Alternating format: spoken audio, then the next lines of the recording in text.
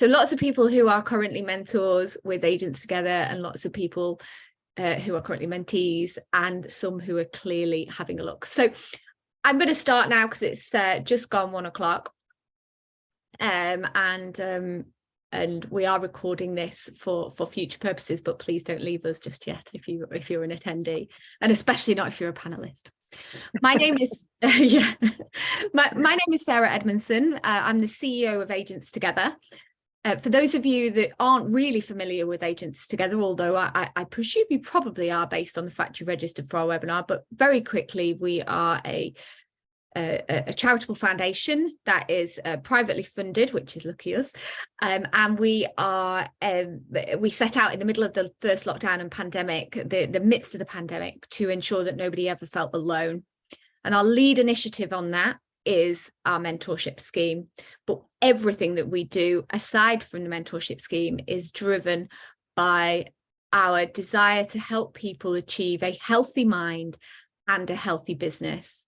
And we truly believe that there should be a parity between physical health and mental health. And some of our panelists will definitely talk about some of that today. I am absolutely privileged to be joined today, firstly, by the person who makes it all really happen at Agents Together, and that is Samuel Offley. We would be nowhere without him, and many of you will recognise him from your conversations with him, and whether a mentor or mentee or both. Also, the fantastic Elaine Penhaul, and am I saying that right, Elaine? Yes. Yep. Penhaul. I forgot to check before we came live, so that's tremendous. Elaine has been in the coaching industry, and you're not going to believe this, anybody, but for over 30 years.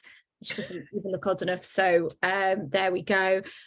She's currently has a business called Lemon and Lime Interiors, so she's servicing the property sector once again. But her background in terms of coaching and mentoring, and her master's in educational psychology, etc., will put us all to shame. So I definitely am not going to speak too much on this webinar. And then last but absolutely not least, we've got the wonderful Ross Daniello, and I think I said that right. I'm practicing. Ross is the sales director at Knock Dighton, and he's been in the industry for 12 years, but he was also in the industry as a surveyor many in a different lifetime ago, before he went, and I found this out only 10 minutes ago. I think it's very exciting. He was very young and he ran a pub on the King's Road, which I just... a different world. In your 20s. In your 20s. So definitely lots of management experience inside and outside of the property sector. And Ross has been a mentor with Agents Together and been a mentee with Agents Together, so has loads of great feedback, and consistently the feedback we get from Ross's mentees is just amazing. So that's why we really wanted Ross to join us today. So thank you all for joining, and thank you to all our attendees for joining as well. I'm going to kick us straight off because we are going to keep to time today, something I'm not very good at, and I'm going to go right in. And I'm going to open the floor up to start with, in terms of just to sort of really underpin what we're going to talk about today, which is what makes a successful mentor, and the role of the mentor and the role of the mentee, and how we can really make sure it's successful and fruitful. But first of all, why is it so important, mentoring? And as a sort of a next question to that is, why is it for everybody? Who would like to pick that up? Big question to start with. I'm happy to kick that off, actually, because I suppose the answer to it is the reason I started to do it. My chairman, Mike Nettleton, he was the one that said, have a look at this. There's a lot going on in the world right now with lockdowns and various bits and pieces that we were going through at the time, and I was just quite intrigued by it. I think the whole idea about mentoring is that it gives you that opportunity, either as a mentor or as a mentee, to realize that you're not going insane in your own little world. You can actually draw upon the experiences of others. You can share either your experience or their experience and apply it according to something that either suits you or them. I think you don't know everything. I think anybody who says that they do clearly doesn't. And I think no matter which level of society or business you're in, a mentor is essential, really. I don't think anybody can truly say that they achieve everything on their own, whether it's their father or mother, or whether it's somebody that they saw as an aspirational boss or a teacher when they were young or anything like that. There's always a mentor presence in everybody's life, even though it may not be recognized, really. Okay, that's great. I think that the knowledge sharing is crucial, isn't it? And to some degree, it's just somebody who might have walked a mile in your shoes. And whilst I think there is aspiration and inspiration from many people that we converse with, the idea of having that sort of formal arrangement with a mentor can give a different dynamic in terms of, sometimes for me personally, because I've got a mentor and I am a mentor, is I like the fact that the emotion is taken out of it to some degree, and that actually because it can get quite emotional, can't it, at work and business. Okay, brilliant. Elaine, what are your thoughts around why it's so important, mentoring? Yeah, and I agree with everything that both of you have said so far, and I think that it's so important because particularly in business, because running a business, or as you get into a more senior role in a business, it can be really lonely. And I think that people who are managing other people, who are managing budgets, who are trying to get a business going, or perhaps trying to advance their own career, will often feel that there's nowhere to turn, and that they can't really talk at home with family and friends, because those people don't necessarily really understand. So the mile in their shoes really just isn't there, perhaps in their social circle. And finding somebody that you can bounce off all the kind of worries, all the crazy ideas. And I can imagine when you started through lockdown, then there was a huge amount of just real emotion in that. And I think it's very difficult. And, I have a very long career of business coaching and business coaching at a senior leadership level in all kinds of different organizations. And I have never come across somebody that I was coaching, or somebody that was in a workshop that we were doing, who was able to completely separate the business and the personal life.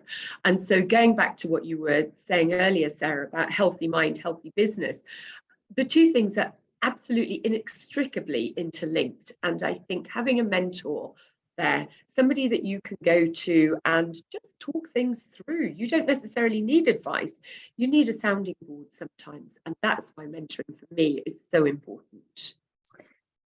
Yeah, I mean, one of our founder members, James Kidd, he said something to me once, and he is a marketing expert, but he said that mentoring is having that somebody to provide wise words and inspiration. And for me, if I was to, I can't think of better words to summarize it. And that's exactly what you've just said. It's that sounding board, that person is just there to listen sometimes, because that I've written down the word lonely, and I think you're absolutely right in terms of it can be very lonely. Management and CEOs and business leaders often talk about it, but actually at all levels sometimes. I think, I think at any point, if you're feeling out of your depth, or you want to improve, or you want to make some changes, change can be lonely, is probably where I would say. So, okay. And Sam, I mean, There's not a lot left for me to expand on after all those great answers, is there? Well, no, but fundamentally, you have facilitated over 800 mentorship matches now, 4 agents together. So if anybody knows what's sort of going on and why it's for everybody, because it's you. So I agree with everyone. Mentoring is for everyone. If you're wanting to boost yourself, whether that be in your career or personal life, a mentor does help with both. And with a mentorship, you do have nothing to lose. So that's why I think it is for everyone. Yeah. That is so succinct. I totally agree with you. And yesterday, Sam, you actually shared a statistic with me, which really, really I couldn't actually believe it, I don't think. But there was a survey done by Deloitte. I think it's a couple of years old now, so it is a couple of years old, and we're happy to share that with anybody who would like to read it. It's a very, very interesting one all around about human capital. But they talk about managers who have had a mentor in the businesses that they surveyed had reported an 88% increase in productivity. Wow. I mean, that's like that's jaw-dropping in terms of its potential impact on an organization. And I think that's the thing. I think sometimes, and I'll put it out there, you know, in case there is anybody concerned about mentoring, because we have had that conversation from time to time where business owners are hesitant to allow their employees, their team members to get an external mentor in case their advice is not quite the way that they would want it to be.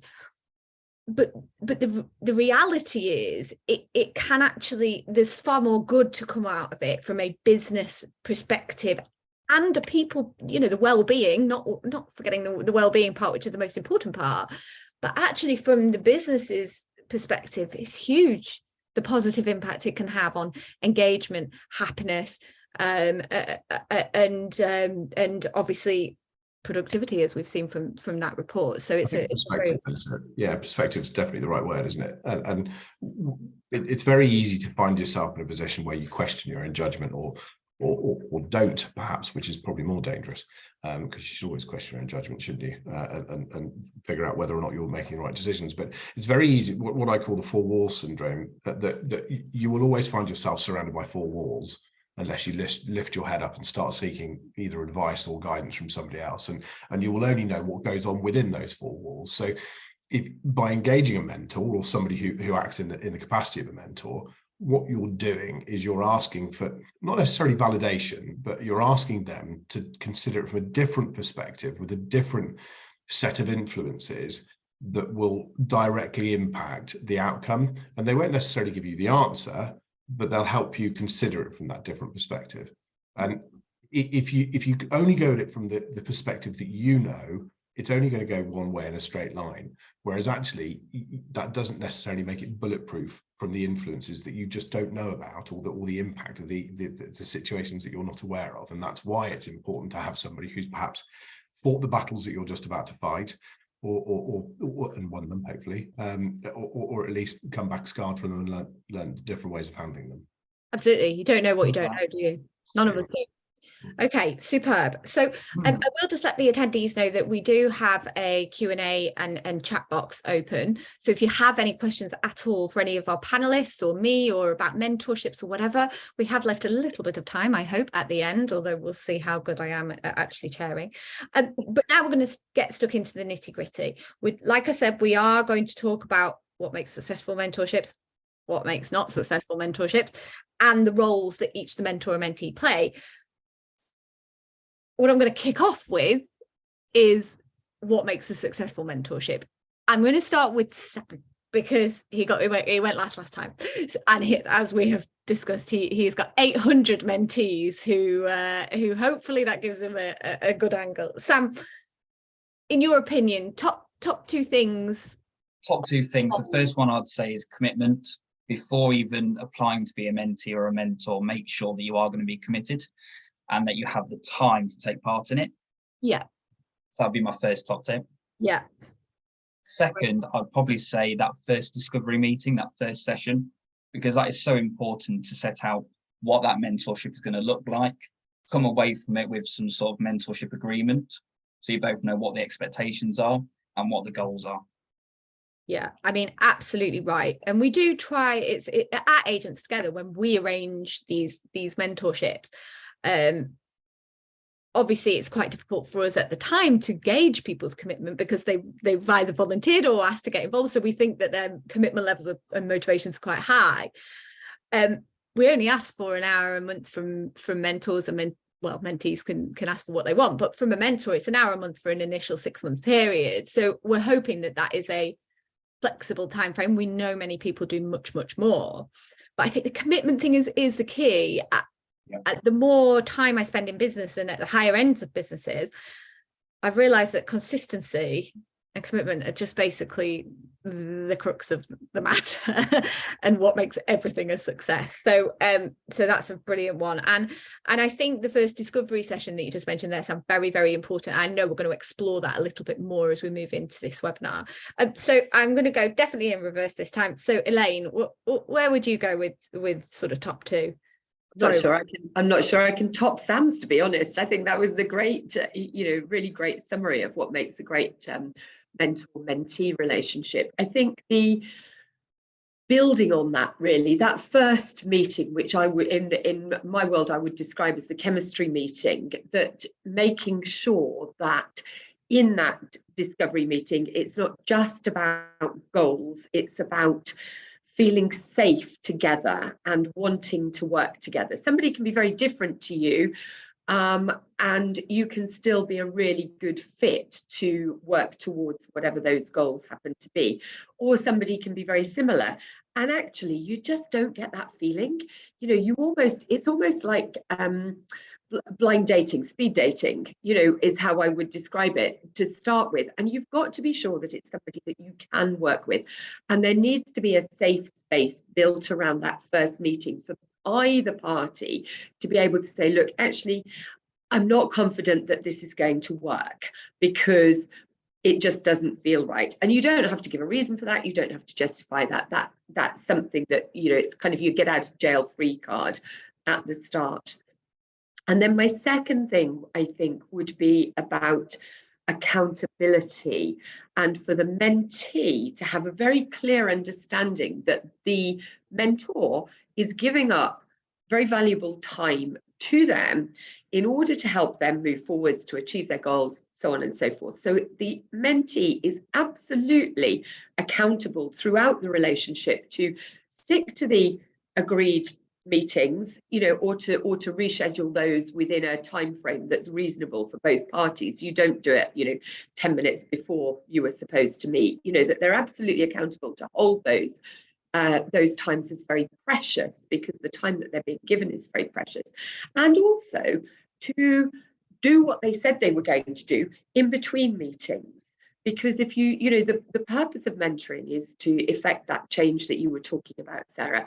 And if the mentee is just using it as a kind of a cozy chat, well, it's not really what the mentor is giving up time for. You could go for coffee with a mate, to have a cozy chat, but mentoring is a different relationship.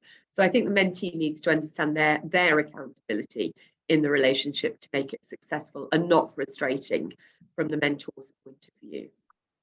I think that's a vitally important point. I think we try and this Sam very much so tries to check in as frequently as possible with both mentor and mentee, but on that first meeting as well, it's okay to say, actually, this isn't serving me as either a mentor or a mentee, and have that honest and open discussion, because actually, like you say, everybody's time is so valuable, and so it has to serve, even though the facilitation and all of it is for free. Agents Together often talk about free mentoring service, which it is, and without our amazing volunteer mentors, we wouldn't exist. So for that, we're very grateful, but still there is a value to it.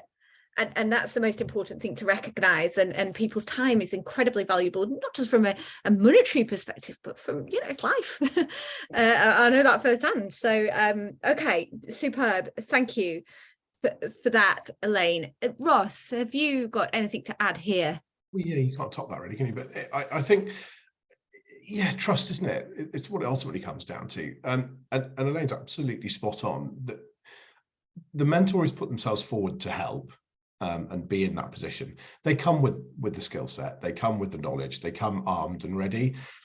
It's down to the person who wants to be mentored to come ready to be mentored, and to actually, and I think it's really good what you said there, Elaine, which is you've got to take this seriously. This is somebody who's a busy person sacrificing their time to the benefit of you, and if you're not going to take that seriously, then yeah, go for a coffee with a mate or chat it through with a colleague, and that's fine. But if you're interested in learning, if you're interested in finding out how good you can be, which is what this is about. It's not about learning, it's not training or coaching, this is mentoring. This is about finding out your capabilities, and being asked tough questions and being helped to find the solution.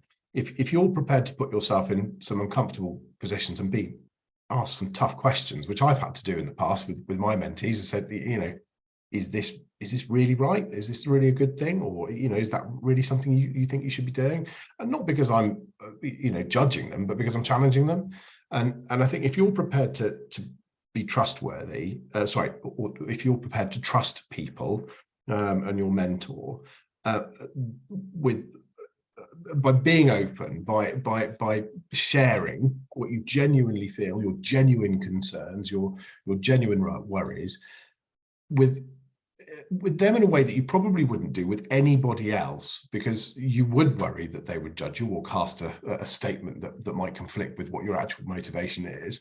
Then once you've established that relationship, that trust level, then actually it becomes quite a powerful relationship. But you're quite right, the discovery meeting, I like that chemistry. What did you call it? Chemistry meeting. I like that. That's Chemistry good. meeting, yeah. It is. It's finding out whether or not you're going to click, because it's perfectly possible that you won't. And that's not a failing on Sam. You've got your skill set, your desire, you two meet up. If you get on, brilliant. If you don't, that's fine as well, because, you know, we're human. Absolutely. But I'm also a great believer in the fact that sometimes it's good to surround yourself with people who do think differently to you, and maybe are, you know, maybe cut from a different cloth, or because actually it gives you you mentioned it earlier, Ross, that sort of like different perspective on life outside of those four walls syndrome. I love that, by the way. I also love, and I can see this is going to pepper our social media over the course of the next few months, which is, are you ready to be mentored? I think that's a really powerful statement. Absolutely. You might want to be mentored. You might like the idea of a mentor, but are you ready to be mentored? Because that's quite a different mindset. And I think we're probably going to explore that when we talk about the role of the mentee. That was brilliant. I mean, I did tell everybody who's here watching that we were surrounded by greatness today in terms of mentorships, and that, I mean, wow, what some great advice there. So if we jump now into the role of the mentor, I want to try and explore for those people, and I should say at this point of the webinar that this is the beginning of something very exciting. We are going to be working with some of the people on this call in more depth around a mentor induction, much more specific mentor training, but this is our sort of first step on the ladder here. So let's go down this role of the mentor route. What should mentors be doing? How much experience do they need? Because we often have this as a sort of question. People worry that they aren't capable of being mentors. And I often have to say, actually, I think you'd make a great mentor. There's a bit of imposter syndrome kicks in, I think. So I'm going to open it up to the floor, I think, at this point, and see what everybody has to say about what is the role of a mentor in a mentorship. Shall I pick that up first? I think so. The first thing that I would like to do is to clarify some definitions, really. And Ross, you touched on it a moment ago. So there are really 3, maybe 4 things coming into play here. And where does mentor sit within that kind of suite of things we could do to help people develop in career, life, whatever it is? So the things that I would pick up on are, what's the difference between being a coach, being a mentor, training, and consultancy would be the things there. So if we can just pick off the fairly quick ones, if you like, the quick wins, and then come down to the difference between mentoring and coaching, I think would be the bit that I just want to explore a little bit. So training is essentially something that you're almost done to. You kind of sit in a room for a while, or you sit on a webinar for a while, and you have learning that is teacher-led, classroom-led. You might get some, you know, somebody that's really good at that will get some interaction, you'll get some engagement and so on, but they already come into the relationship, if you like, with an agenda. This is what I'm going to teach you or train you on today. So that's where training would sit, and it has a very important role in people developing and learning and in the change. You know, there's all kinds of things that can be done through the delivery of training. Secondly, consultancy is where somebody would go specifically to get information from somebody who is more experienced to do a particular task. So you might need a consultant to come in on a certain project, for example. I need you to come in and do some consultancy with me around our marketing strategy, for example, would be where you might engage the services of a consultant. Coaching, mentoring is neither of those. And I think it's important to make the definition. Coaching and mentoring need, to a very large extent, the same skill set, very similar skill set, pinned on three things, really. One is about creating self-awareness for the coachee or the mentee. That's the first thing. So creating a self-awareness within that person as to really what they want, who they are, what their blockers are, all kinds of things there. So that's important. And then going on from there, it will be about listening to them and asking great questions. And we'll talk, you know, if we do some skills training, we'll talk about, you know, the good questions and the absolutely rubbish questions, and the ones that you might, you know, that you would choose in certain circumstances.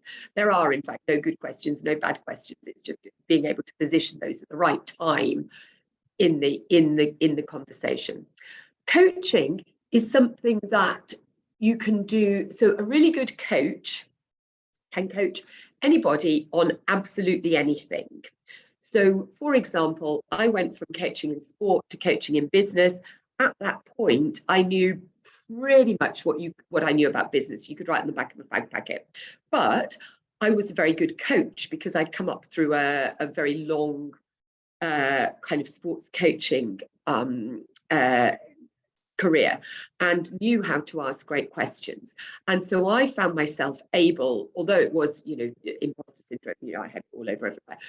But in the beginning, I could ask really good questions to somebody who was working in the IT industry, who was very senior in a police force, who was running a global ink company, for example, was what we were, one of the projects that we were doing. And I could ask great questions to enable their senior leaders to develop, because all I really needed to be able to do was to observe, to ask questions, to bring somebody on.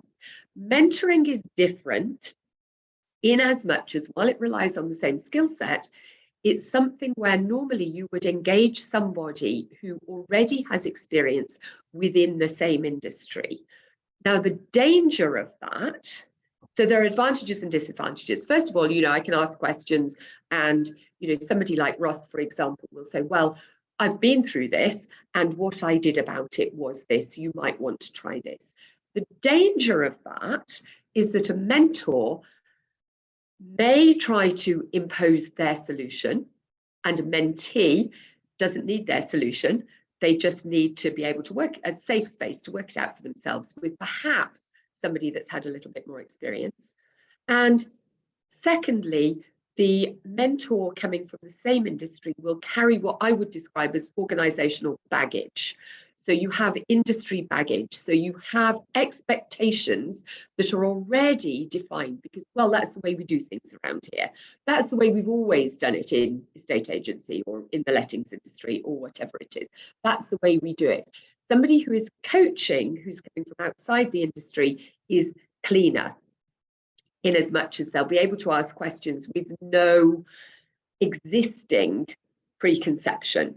So it's really about a mentor understanding that their role is to help, to offer experience if it's asked for, but that not to impose either a solution or to assume things from an organizational standpoint of what's possible and what's not possible.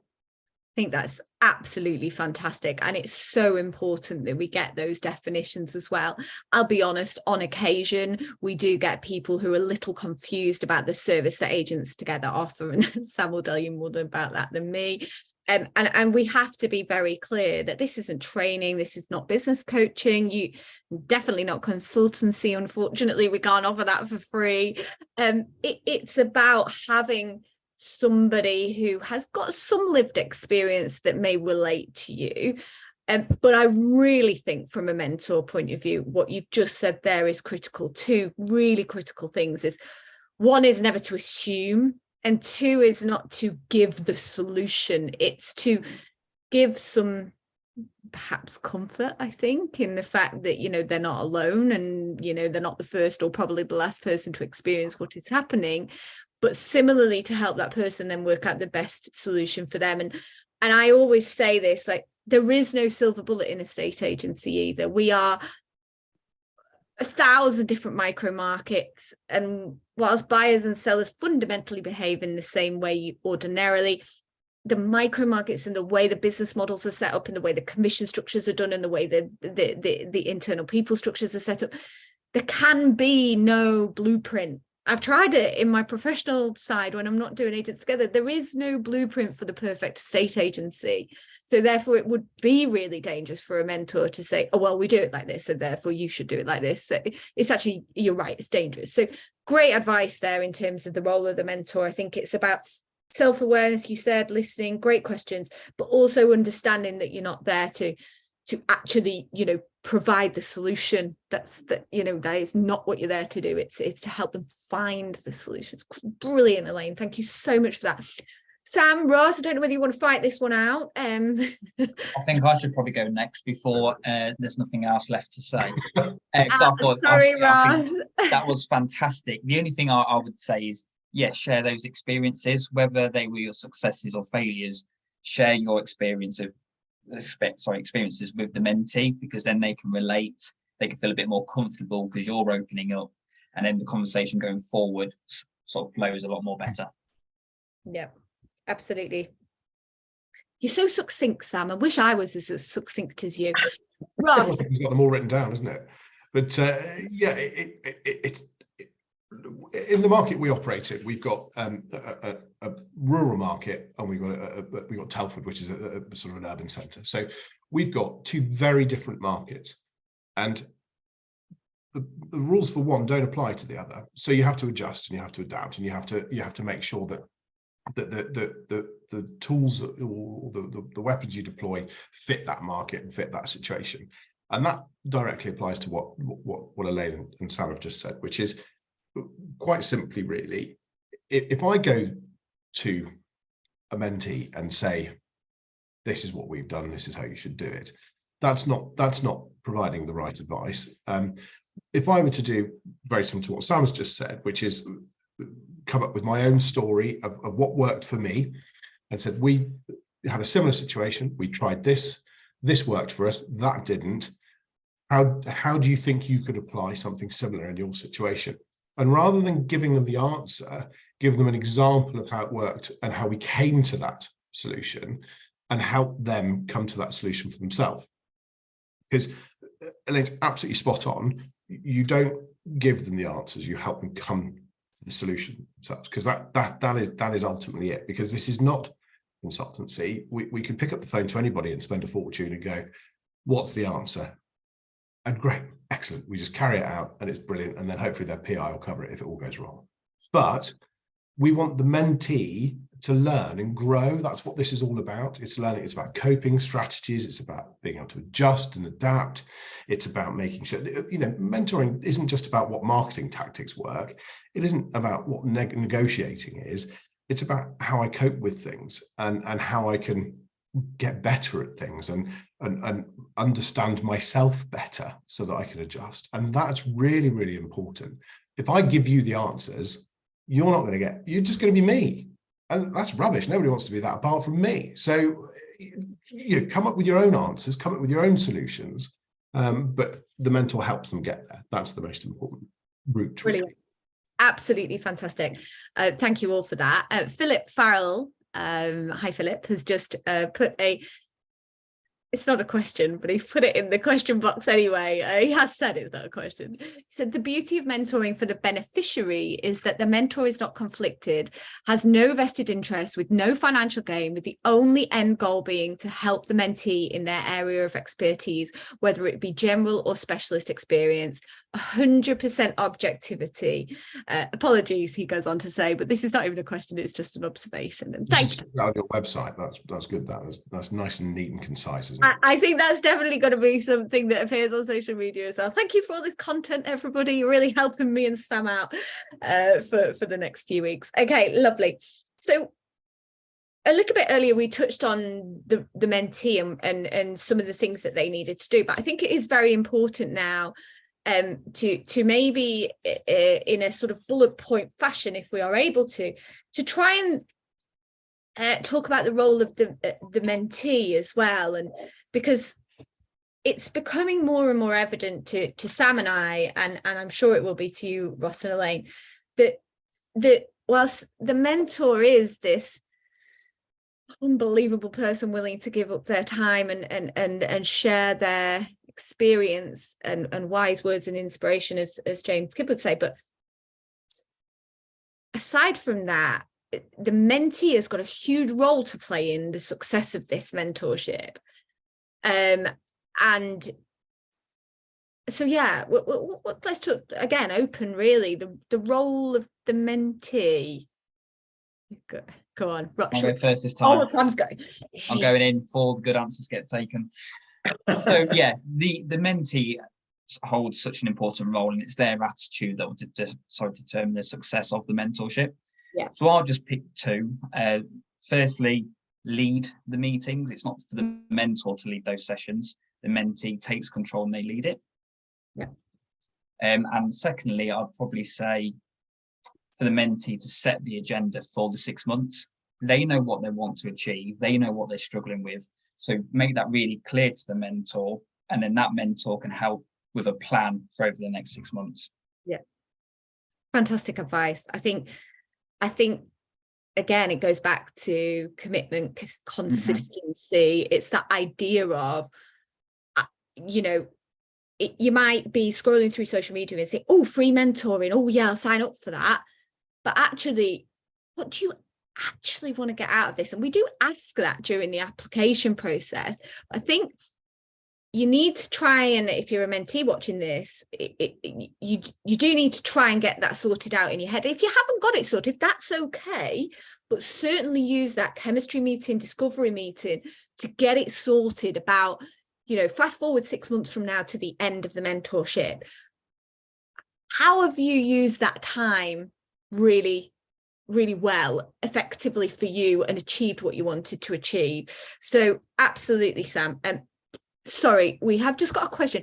Magella, we're going to take questions at the end, but I've got it. Thank you very much indeed. And I'll make sure that we come to you, because it's a really, really good one that you've just given there. So thank you, Magella. Please bear with us and we'll come back to you on that. Who else would like to talk about the role of the mentee? I think, sorry to cut in there, I think it's really important to be comfortable with sharing where you're not doing very well. I think if you go into it suggesting that, well, actually I'm pretty good, I just want to get better, that's not going to help you. I think you've got to be willing to be quite vulnerable. Yeah. I think if you go in, what are you going to do for me? It's going to be nothing. It's going to be a very short conversation, frankly, and that chemistry meeting is going to be a challenging one. This is not to provide answers, and it's not to prove that you're pretty good. It's to help you get to where you want to go. And I think if you come, as Sam said, come prepared with your questions, your agenda, but be willing to step outside your comfort zone as well. And I think that's really, just picking up the phone to Sam or getting onto the website. That's the first step anyway. So you're already opening the door to, potentially an uncomfortable situation, because, we don't like being vulnerable, do we, as either a society or a race. But very importantly, I think if you're not in a position where you can have those open conversations and take the lead of the person that's trying to help you, then you're not going to get to where you need to go. Once you've developed that chemistry, once you've established that relationship and you've built that trust, do what's suggested.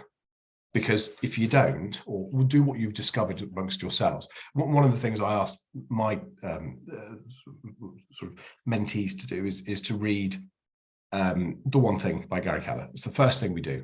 And there you go. Quick at hand, and I bet it's full of notes as well, isn't it?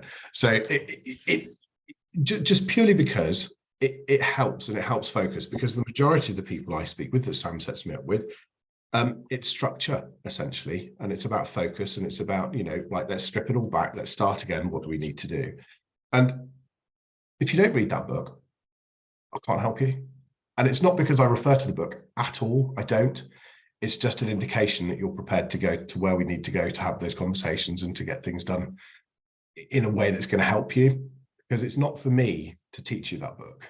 It's not for me to read it to you and go, now are you sitting comfortably? It's not that. It's a case of, look, this is the first step of what you're going to need to do, and there might be answers in there for you, and then we can explore those together. So yeah, get uncomfortable, feel comfortable with being uncomfortable, but also do what's suggested, because if you don't, that trust isn't going to last very long.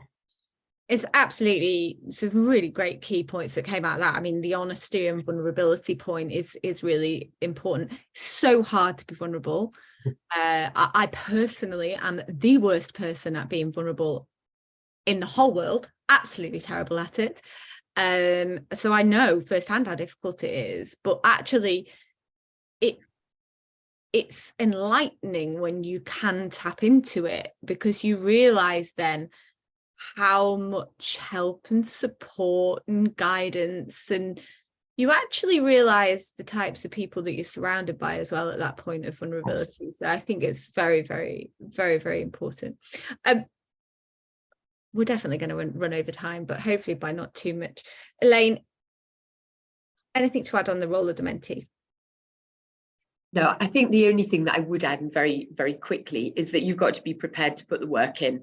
So I think coming to it with an attitude, and it kind of builds on what both Sam and Ross have said, that if you're coming into mentoring, then you need, as you said earlier, Sarah, to be ready to be mentored, and you need to be able to put aside the time and the headspace to do the work. Because if you're not, if it's just a series of 6 conversations over 6 months, then it's not going to change anything for you. You might think, oh, yes, this is lovely, and it's all kind of free advice and blah, blah, blah. But actually, it's about putting in the work in between times. That's where the change happens. So as a mentee, become prepared to put in the hard work as well. Brilliant. I again, succinct, and I love that. This is just gold. So thank you so much. Final sort of point here, and then we'll move into questions. Ben Stokes, thank you very much for your question. A brilliant one, which I actually really want to know the answer to from our panels. So I'm definitely going to come to you, Ben and Magella, in a second.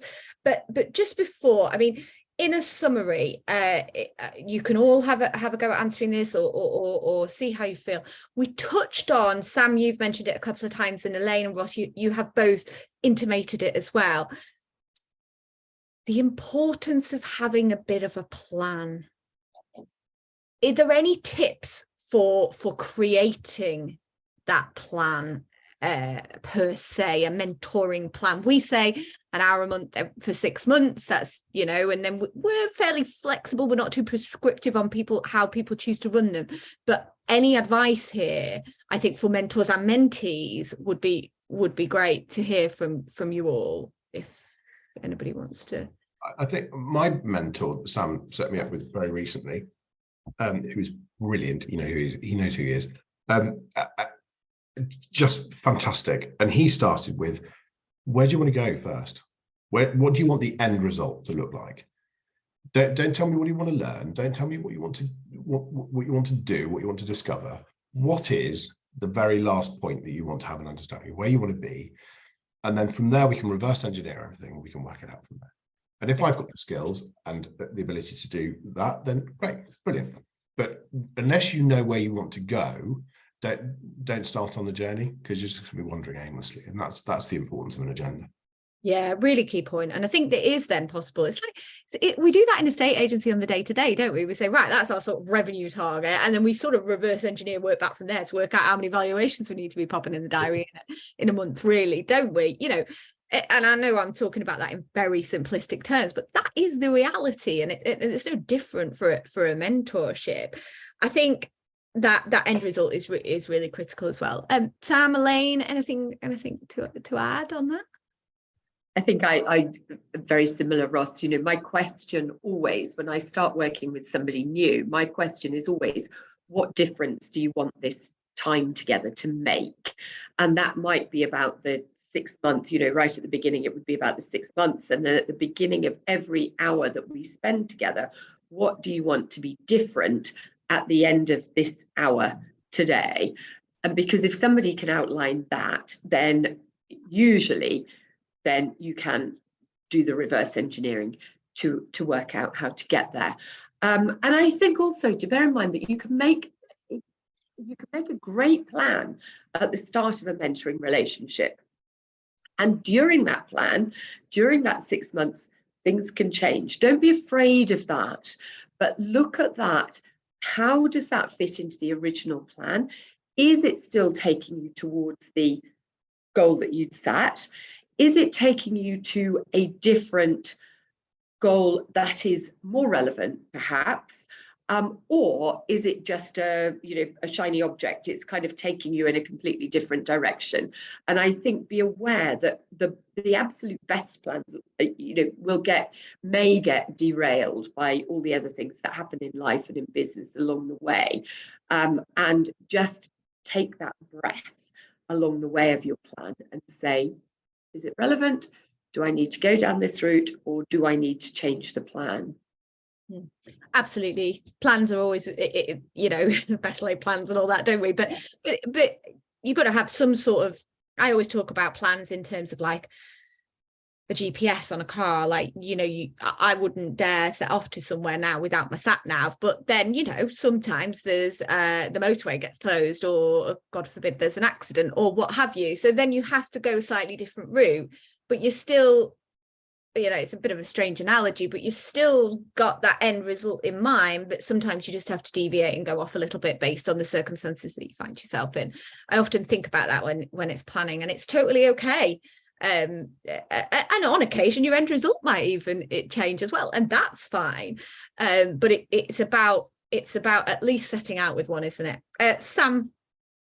Yeah, I love both of those. The only thing I would add is think about that long-term aim. Where do you want to be at the end of those 6 months? Because then it's very easy to build an agenda, because you know what actions you need to take, what you need support with, and yeah, just think about that long-term goal. So it's about sorry to cut in. I think we focused on the mentee there, but the mentor needs a plan as well, and they need to go into this knowing what they want to get out of it as well. What is it? What do you want to do, and where do you want to go with it? Do you want to do it once? Do you want to do it all the time? Do you want to have 2 or 3 and sacrifice a huge amount of your time, and hopefully semi-retired if you're doing so, because it's not just the hour, is it? It's everything around the hour. But it's not just that. It's not just the mentee that has to have their agenda. The mentor does as well. They need to have a really good understanding of what they're going to get out of it personally as well, because it's not just self-sacrifice, is it? There's more to it. And logistically speaking, if I may, because I think this is a key one for me, I do a lot of coaching in my professional world. And one of the big things for me is always making sure that at the end of the meeting, the mentoring meeting in, say, April, we book May. So the next meeting is always booked. I know that's like a practical logistical thing, but I sometimes think that helps, again, the consistency, the commitment. And the big thing for me is, the big sort of message I would like to get across to mentors and mentees is to respect each other's time enormously. Like, unless it's like absolute sort of critical illness or sort of a complete disaster, try not to move those meetings, because I think that is, you know, hey, life happens, right? But realistically speaking, try to keep them in if you can, because that shows that respect and that trust that we talked about. Okay, right. Well, thank you so much. We've got some questions. If anybody else who is in the attendee list has got some questions, now's the time. I'm going to take yours first, Magella, although you've written different counties and I'm wondering if you mean different countries. So if you could quantify that, that would be good, but I'll read out the whole question to the panelists. So this is Magella Galvin, and I'm not entirely sure where Magella's based actually, but I think she might be in Ireland. I cannot be sure. Please let us know that as well, Magella. She says, do you find when mentee and mentor are in different counties, is it countries, and business culture is different, can it be more challenging? Anybody want to pick that up? I think certainly in my sports coaching world, we've done a lot of international coaching, and it's and the answer, assuming that we're meaning different countries, Magellan, the answer is yes, it can be more challenging. I think it's really key in the relationship for the mentor and mentee to spend some time exploring different kind of cultural expectation, different cultural references, and that kind of thing. And where there's something that comes up that seems to be at odds, if you like, with either party, then to flag that and to spend a little bit of time digging into it, because yes, it can be. Essentially, a lot of mentoring is about how people deal with things. So you know, a lot of it is about the emotional aspects, about the intellectual aspects of things, rather than necessarily the actual practical things. That those are often something that mentee will bring and will be telling the mentor almost. So going back to a much earlier point about the mentor learning as well. So I think it adds another layer of complexity. I don't think it's a barrier as long as both parties are prepared to deal with it as you go along. That's great. And I mean, in the estate agency industry, she could actually be talking about counties. Ross mentioned it a little bit earlier. You know, we get a lot of mentors and mentees inside London, and then we also get a lot outside. And sometimes there are some, whilst there are huge lessons to be learned from either, it can be really quite remarkable, some of the cultural differences that exist, believe it or not, from our capital to, let's say, Doncaster. I'm just choosing one there. I'm going to take the next question because we've now got another one come in. So this question is from Ben, and this is, would you say having more than one mentor at any one time is a positive or a negative? Great question. Really intrigued. Ross, do you have a thought? It depends what you're looking to be mentored about. I think if you're going with a specific, like we've said, if you build the agenda to begin with, you're going after a specific thing that you need help with. If I go to Sam and say, I need to learn about how to manage people, can we find somebody who's a great people manager that will give me some hints and tips and guidance in terms of how we can create a different culture within our business? Great, he'll align me with somebody with that. If I go to Sam and say, but also I need to have some help with marketing, he'll find somebody to give me a hand with that, and therefore you've got two on the go. But if you're saying, can I have two that are going to help me with culture, because you know the spread of the information would be useful, you're not understanding what mentoring is. They're not there to give you the answer, they're there to help you find the answer, and that's the difference. And so yes, I think it's possible to have two, provided you're prepared to put that time in, because again, it's not that hour, it's much more than an hour that you've got to do. But yeah, it's important to focus on the information you get. So my advice would be one at a time, but yeah, there's every reason why you shouldn't have to, of course. Okay, as it is lots of nodding there, so yeah, I would agree. would agree with that. I think it will help you focus ultimately, but yeah, there's no reason why you couldn't. But thank you for your question, Ben. Really appreciate that. The next question is coming from Tracy Blythe. She's a really interesting question here. Do feelings come into the equation, or do mentor and mentee keep their feelings separate from the discussion and the planning, etc.?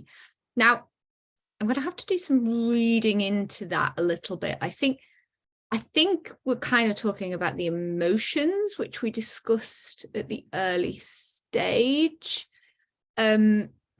Obviously, Philip did mention about the capability of a mentor to be quite objective, but I suppose over time it is possible that a mentor or a mentee can be a little bit more emotionally invested because they want the best for the person that they have developed this relationship with.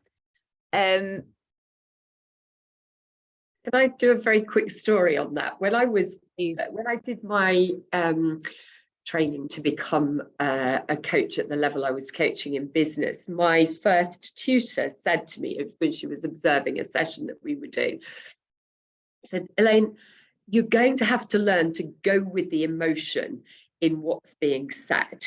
And coming from a sports coaching background and having, spent a lot of time coaching events which were kind of catastrophic, I've got 6 boats upside down and they're going down tide in 20 knots of breeze. I said to her, I don't care what the emotion is, I just need the job done. But actually, I think it's really, really important that the emotion does come into account, because we can't separate the two. And we talk a lot in skills training for coaching and mentoring about congruence. And is what somebody is saying also what they mean? In other words, is the emotion that's underlying what they're telling you actually what they're feeling? Because if somebody isn't congruent, so they might be saying, yeah, I'm absolutely going to pick up this challenge and really go for it next week. Already, I'm not congruent when I'm saying that, because my body language isn't agreeing with what I'm actually saying. And those are the emotions really that a good mentor is picking up on and challenging and saying, okay, I can hear what you're saying. I'm not getting it. I'm just not getting that that's what you're feeling. Let's explore that a bit more. And that's a really key skill to be able to do for a mentor. That comes into our next stage of all of this and brings us quite nicely into the idea that what we are going to be doing at Agents Together is she probably doesn't know it yet, but I'm sure she'll get involved. But Elaine is definitely going to help us with some more training, and Ross, if he can spare us the time, to come on and help us with some of those, that great questioning, some of those skills, formative skills further, go a little bit deeper than we have done today. That we could have spoken for hours, I feel like. But Tracy, hopefully that has answered your question. I think, yes, it's important to be objective, but as Elaine has just mentioned, emotion is deeply connected to all of us, and therefore, to expect it to not be present at all would be difficult. So I think there's always going to be an element of that, but it's about questioning and getting it in the right place. Okay, well, look at that. It's 2:00. Well, it's not 2:00 if you're watching this on a recording, but it's the end of the webinar if you're watching this on a recording. I just want to say a huge thank you, first and foremost, to everybody who has attended today and stayed with us through the duration. That's absolutely brilliant. So thank you for taking the time to do that. But also primarily to Ross and Elaine, your expertise and your passion has just shone through. And I've written, I'm not joking, I'm going to hold it up, it's not very professional, but I've written 2 full pages of notes, which is just incredible, and I love that. So I'm a lifelong learner, so I've thoroughly enjoyed it. And Sam Offley, what would we even do without you and your insight and the amazing service that you offer to all the mentors and mentees? So thank you, everybody. And look out for all of this re-recorded on socials, YouTube, lots of sound bites, and also the next training that you'll get invited to. But thank you all. Thanks, everybody. Thank you very much. It's been a pleasure. It's been lovely to be here. Thank you. Thank you.